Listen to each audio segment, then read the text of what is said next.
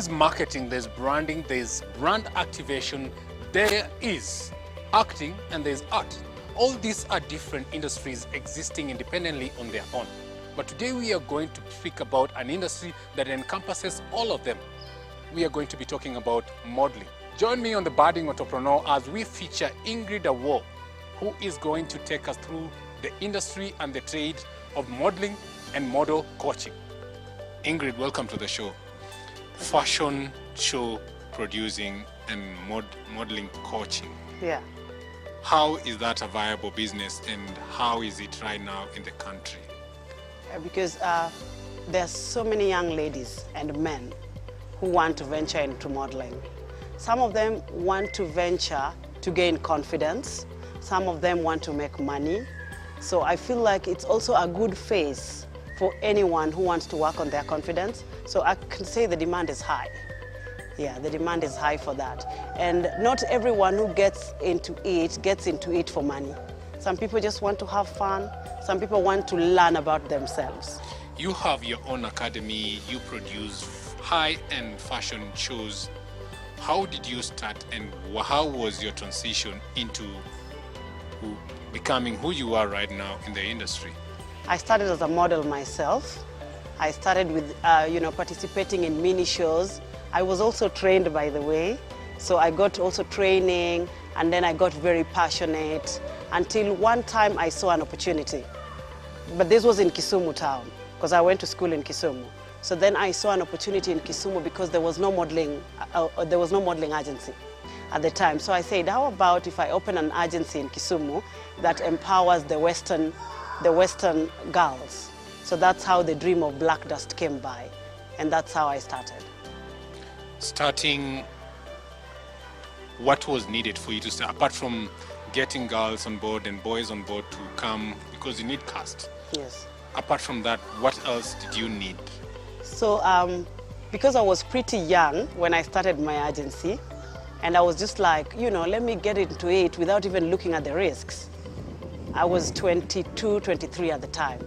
So I just started with, thank God there's social media. It's like basically social media was my office. So I started using social media to advertise, and that is how I was even able to do castings, model auditions, where you call models to come and then you pick the models you want to work with.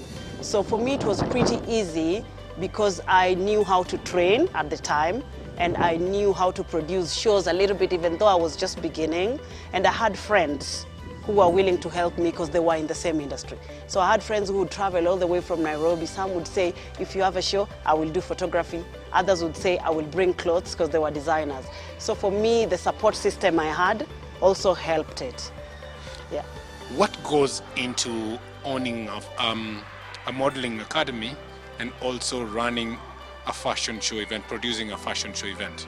Yeah, what goes on in running a modeling academy is you have to train the models. So the models need you to train them, and they need you to make them understand.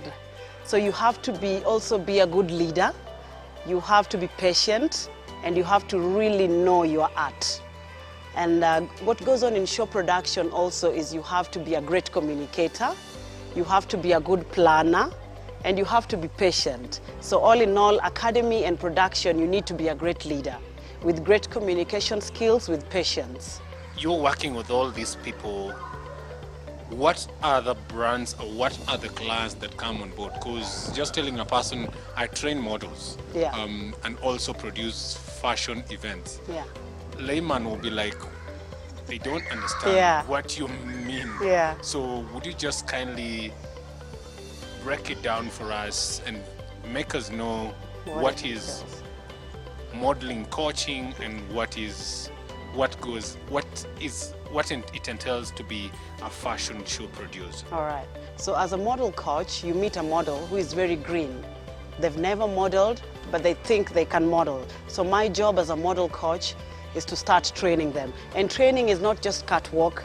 I train them on confidence, because some of my models that I meet have esteem issues, and we all have.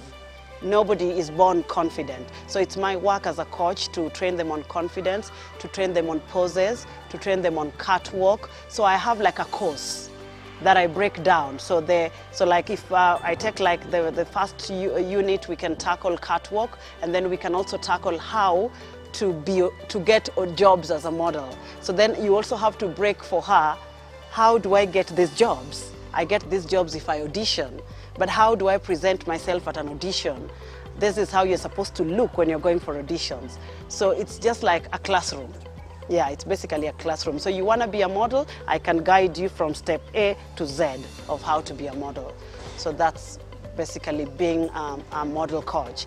And fashion show production is where now I scout for models who are already trained, and I scout for different models. So I don't specifically target models from my academy because that would be biased. So if I'm producing a fashion show that is like a countrywide event, I target models countrywide. They come for what is called castings. I get to select them and then train them again, bring designers on board, bring sponsors on board, bring makeup artists on board, bring stylists on board until we make it a one big show at the end.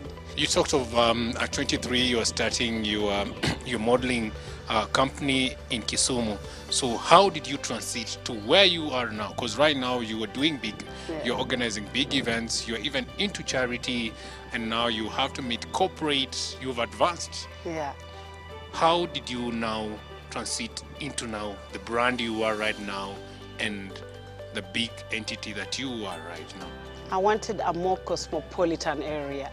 I wanted an area where everyone would be able to appreciate my art, and I would also, interact with different people from different backgrounds. So then I said, why not try Nairobi? And in charity, I like giving back. So then I figured, instead of giving back single-handedly, why don't I involve others also in giving back indirectly through the fashion shows? Though this is like the second charity fashion show I'm going to do. I'm planning a charity fashion show next year, April. It's the second one. The first one I did was for albino models. I was promoting the inclusion of albino models in the fashion industry.